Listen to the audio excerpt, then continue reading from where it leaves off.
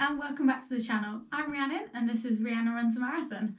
Today we're going to be talking about how to deal with shin splints, which is a common problem that runners may face within their journey. I personally have just had these and that's probably why you haven't had a video from me in a long time.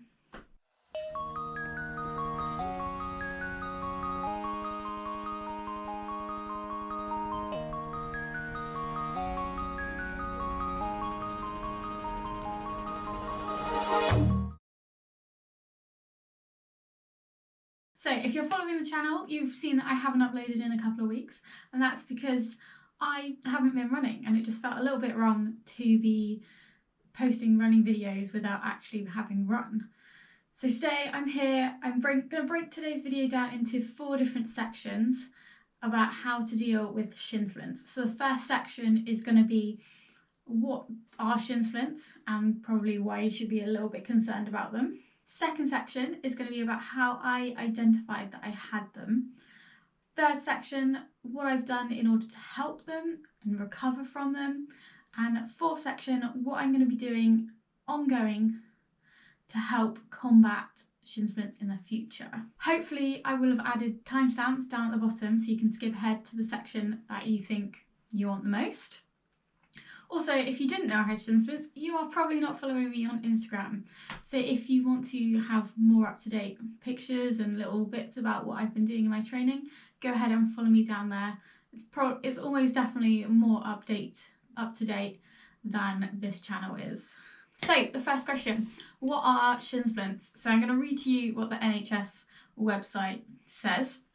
It says, shin splints is a type of shin pain, usually caused by exercise, but it's not serious and there are things you can do to get better. So that isn't too helpful on the grand scheme of things of actually understanding what it is. Obviously from that you can get that it's pain in the shins, but apart from that, nothing. But what it basically is, it's a stress on your shin, and it normally comes from repeated exercise. So you always get that in running. So like the repetitive, like foot down, foot down, foot down, foot down, that's sending shockwaves up your shin. And the idea is that is kind of causing stress in the bone. Whilst I've been off, I've been looking up like different things as to what it might be, what could probably be done to help it. And honestly, everyone kind of has a different theory on what it is, but effectively it usually happens when you start a new activity. And then another thing is poor running form. The other thing is it could be that there's hard surfaces that I've been running on. And then the fourth thing that it could have been is worn out shoes, or just like shoes that don't really fit you very well. I think quite possibly that's the thing that it caused fit for me, because I've had the shoes since I think it was June or July of 2020, and I've pretty much always worn them outside. So they've probably done 800 to 1,000 kilometers maybe. I will probably have to check that up on if I've actually kept up to date on that one. But yeah, so that's what shin splints are. They're also really closely related to stress fractures. So if you have a stress fracture, there's different treatment for that, and that is definitely something that you need to go to your doctor for. Again, I'm not a doctor, so this is just my research and what I've done. So it's not saying that this is definitely going to help you, because it might not. It might be worse. It might be a stress factor. Everyone's injuries are slightly different, aren't they? So be sure you do what you think is best for you. Next section, how did I work out that I most likely had shin splints? So the one telling thing I think that was, well, it's mainly the main problem as to why I thought, oh, I need to do something about this, is that the inside of my left shin was really painful if you touched it. So sort of, you know when you have a bruise and it's really sore if you like put your finger into it and touch it, it felt like that basically whenever something touched the inside of the shin, and it was just really, really painful. I was just like, this probably shouldn't be happening, and I shouldn't have that amount of pain there really. It started creeping into kind of like the top of the outside of my shin too, so if that was touched that would then hurt too. So I was just like, oh, it isn't really getting any better. The one thing I would say is that it didn't get worse while I was running, so it kind of just stayed constant, but I did find that it was progressively over time getting worse. So it wasn't getting any better, it wasn't really staying the same.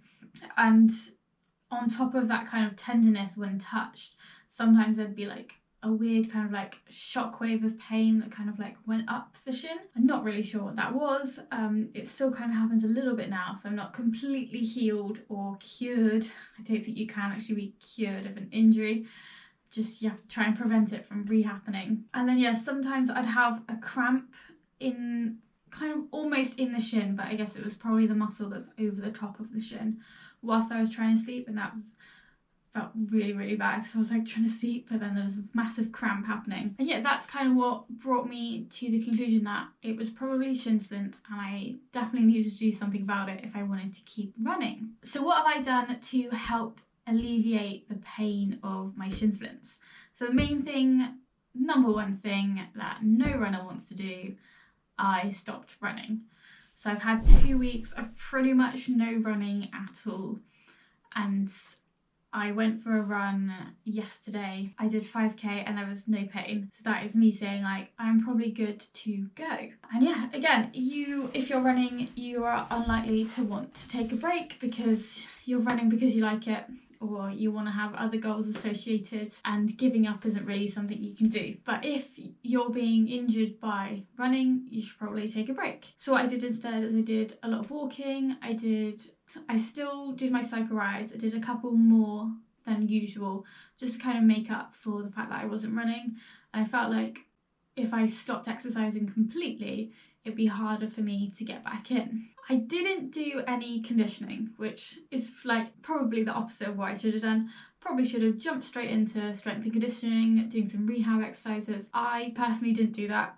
I knew that if I did that, I was unlikely to continue because I don't really enjoy strength and conditioning. What I did do is I've started doing a lot more stretching and rolling out, and I think that's probably been helping a little bit. So I've been spending about 10 minutes in the mornings or in the afternoons just stretching, getting my legs like nice and loose, and just hoping that that will help basically keep them away and keep them stretched out and keep them movable. In the early days when it was quite painful, I would put on some ice packs. So these aren't real ice packs. These are simply me filling up a soft flask with water, putting that in a fridge for a couple of hours, and then placing them on top of my shin where it hurt, and just leaving them there for about 15 minutes, taking them off, and then maybe redoing it in a couple of hours time. That's obviously not the best thing to do because it's quite hard to keep them on top of your legs. You literally have to just sit there with your legs out, balancing them or like strapping them to you with tape. But it worked, and yeah, I think that alleviates a lot of the short-term pain. So it's like a quick fix to help it make it feel better in the moment, but it's definitely not something that's going to help you in the long term. So you will have to find something else to help with the shin splints. And that's pretty much all I've done to help with my shin splints. So to recap that, rest, that's the biggest thing, stretching and ice packs. Section number 4. So here's what I'm going to be doing in order to keep them at bay and try and prevent them from coming back. The first thing that I've done is I've ordered 2 new pairs of shoes. So one is to replace the shoes that I think are ill-fitting and are probably the ones that are causing this. And I've gone for some really plush cushioned 1080s by New Balance. I'm not really loyal to a brand of shoes, so I've just picked up the ones that kind of look like they're going to do the job. They're going to be cushioned. They're going to help protect my shins from lots of shockwaves. And the second thing I've done is kind of gone down the completely other route of shoes. I've gone for shoes that don't have a drop in them. So this is the heel to toe drop that most shoes have. So the faster shoes have a bigger drop because they help rock your foot onto the ball of your foot. But zero drop shoes, they have the same heel to toe ratio. So they might be super cushioned with a lot of stack height. So that would be how high they are.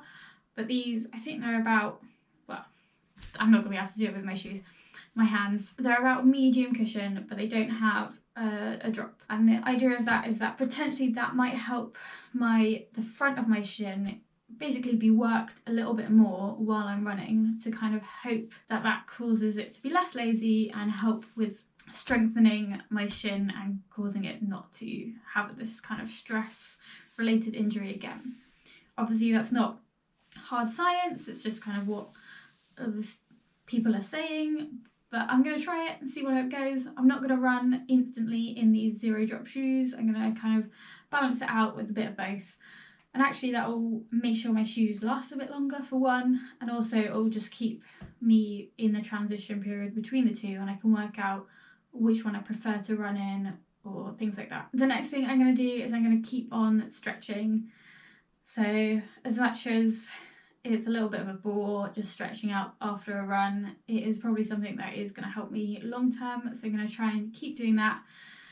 And yeah, getting the rollering on that. I'm also going to keep doing my cycling, so that I normally just do one session a week, just a nice easy cycle, as opposed to taking a complete rest day.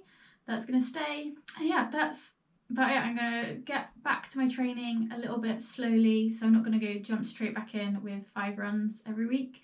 I'm going to slowly, gradually build it up.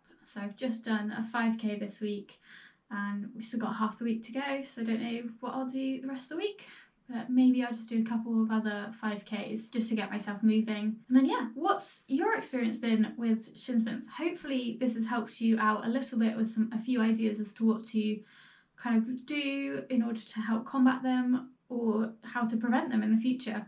This is just from my experience right now. So I've taken 2 weeks off, and now I've got another few weeks of building back up into the distance I was doing before. So yeah, I hope this has helped you out. If you're injured, be sure to follow the channel in order to be updated on more videos. I'm likely to have a big bumper training week review at the end of this week. I will see you in the next one.